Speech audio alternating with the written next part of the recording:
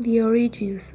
The audiolingual method, also known as the Army method, was born in the U.S. at the time of the Second World War in 1939 to 1945 by the necessity for personnel fluent in languages such as German, French, Italian, Chinese, Japanese, among others, to perform as interpreters, translators, or special code assistants.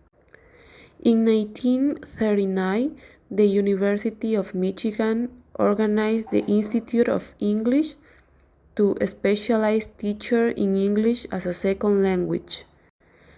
The term audiolingual was proposed by Nelson Brooks in 1964 for the emphasis on the oral aspect of the language, listening and speaking. What is? The audiolingual method is defined as a method which emphasizes on repetition of the words to help the students to be able to use the target language communicatively.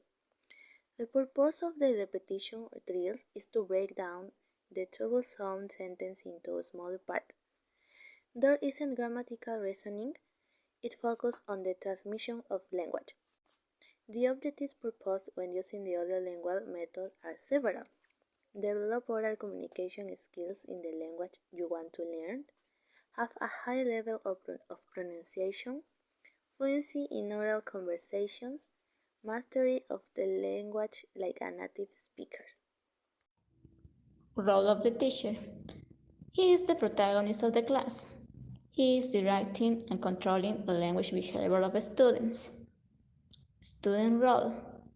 Students are imitators following the teacher's direction and respond accurately and as rapidly as possible. Student-teacher interaction and student-student interaction.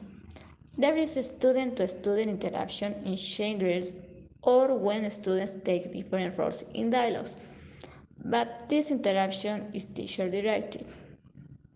Most of the interaction is between teacher and students and is initiated by the teacher. How does the teacher respond to student errors? Student errors are to be avoided if at all possible through the teacher's awareness of where the students will have difficulties and restrictions of what they are that to say. Now, let's see some techniques. First, the dialogues. Students are often asked to memorize dialogues and then they can repeat in front of the class. Single slot substitution drill. The teacher says a line, usually from the dialogue. Then the teacher says a word or phrase called the cue.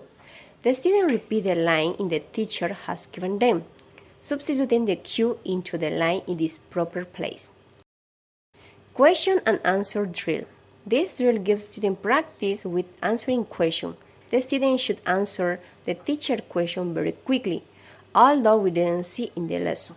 It is also possible for the teacher to cue the student to ask questions as well. Advantages. Students will be active in class, focus on pronunciation.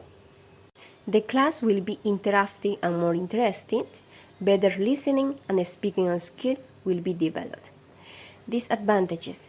Teachers don't go in much detail in the subject because no creativity. Students repeat and memorize what they don't understand. Grammar knowledge doesn't develop.